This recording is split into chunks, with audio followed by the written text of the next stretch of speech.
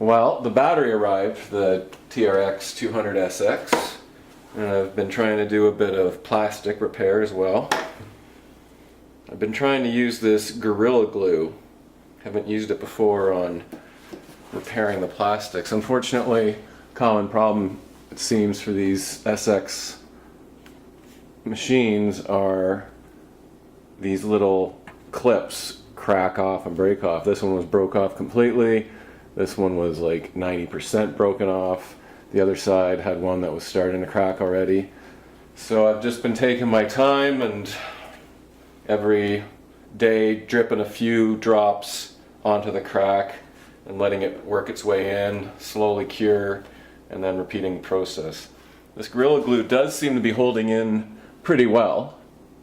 Time will tell, obviously, but it's a really hard glue. I'm gonna have to even probably grind away some of this stuff that's clumped up on me before putting it back on. But again, hopefully it'll be strong enough to at least just hold in place.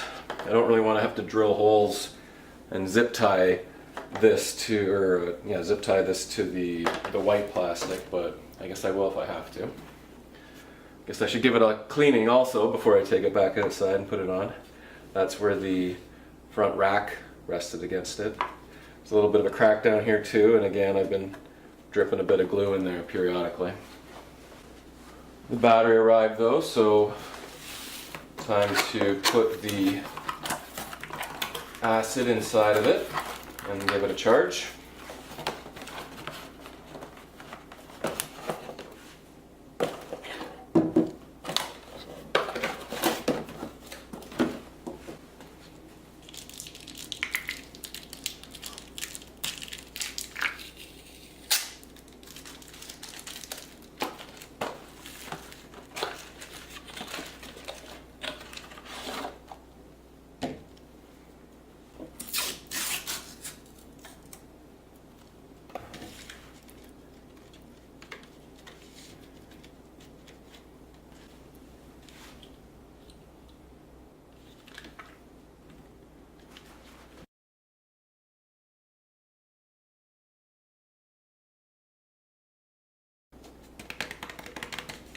Alright, that looks drained, I think.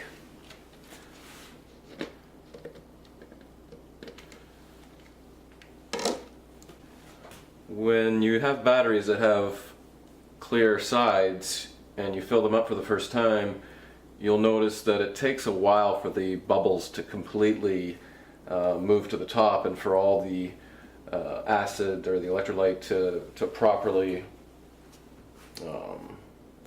flow down to the bottom of the battery. So I like to let it rest for a good hour, hour and a half if possible, before I start a charge on it.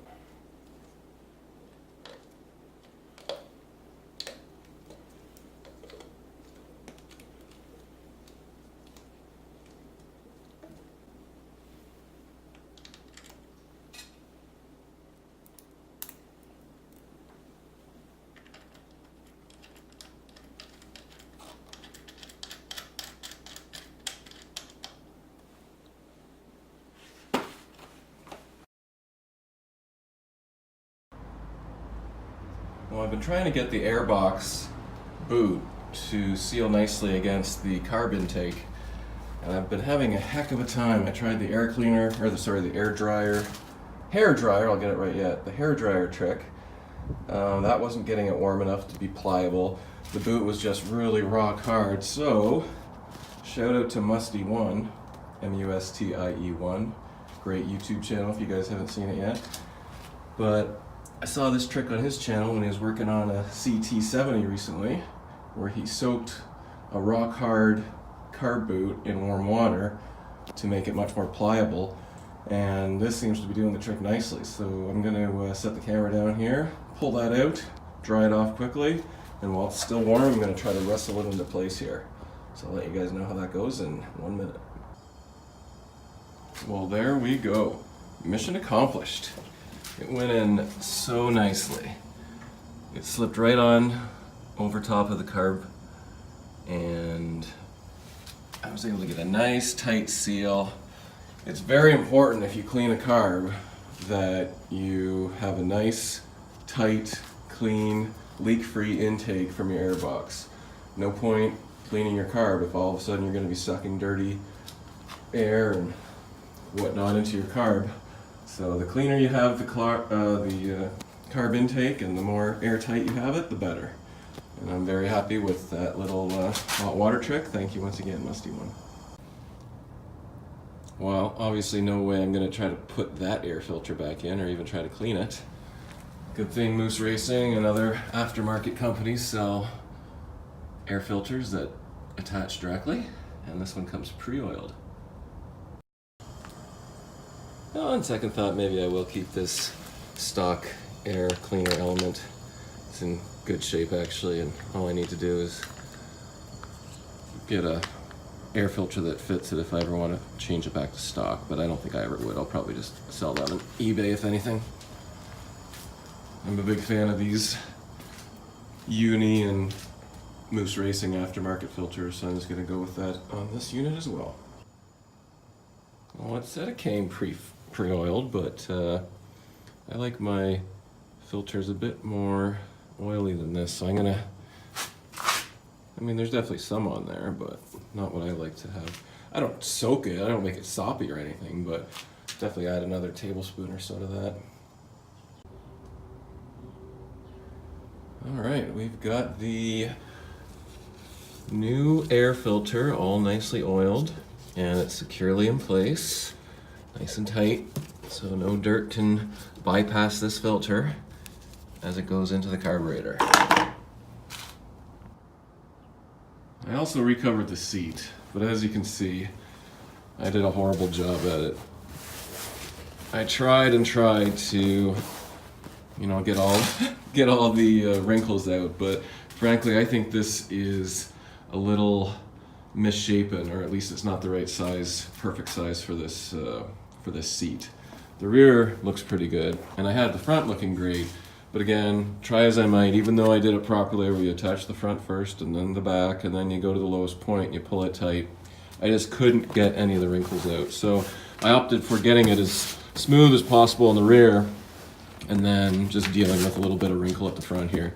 Feels fine when I sit on it, but I mean, I've done other seats before. I did my Husky, and that seat went on a lot smoother. As you can see, I don't have any wrinkles in that.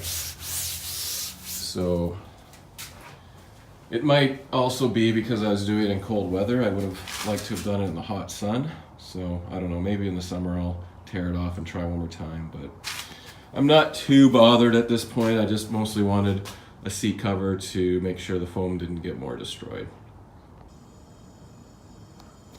I also installed that battery.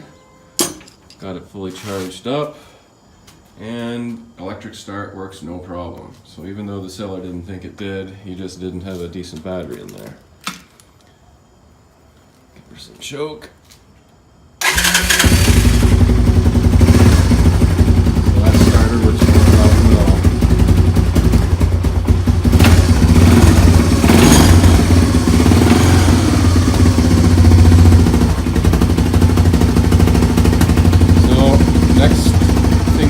Is drain the oil and change it. I think I'll wait till it's a warmer day before doing the oil, though. It's still -5 out right now, and I don't really have the space to warm this up properly to get a good hot oil change on it, so leave that for another time.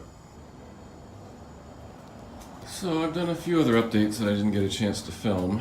I ended up bleeding the front brakes. Unfortunately, this was likely the first time this was removed, and even though I was very careful, tried as hard as I could, those screws ended up stripping.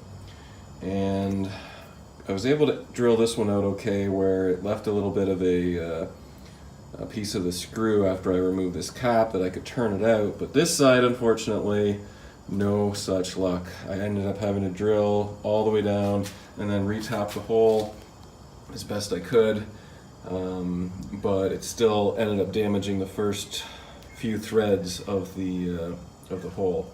So right now I've got a bit of a longer bolt in here right now. I just use 2 nuts as washers until I get a chance to cut this bolt down to the right size. But the brakes are working fine, so that's great. The other thing I did is I fished a new rear brake cable through the frame into the back. The cable I ordered, unfortunately, didn't come with the hardware that I needed for the back of the brake system.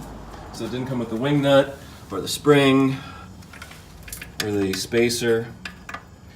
So I'm gonna have to order that, I guess, from either the local Honda dealer or maybe Amazon, eBay if they've got a better deal on it. I'm not sure. I'll have to look into that. But disappointing that the cable itself didn't come with that, unfortunately. And I've also got a rear sprocket and chain and front sprocket on order. So have to wait till those parts come in before I continue on, but I guess that'll be the next part. So I'll end it here. Thanks for watching, guys. Until next time.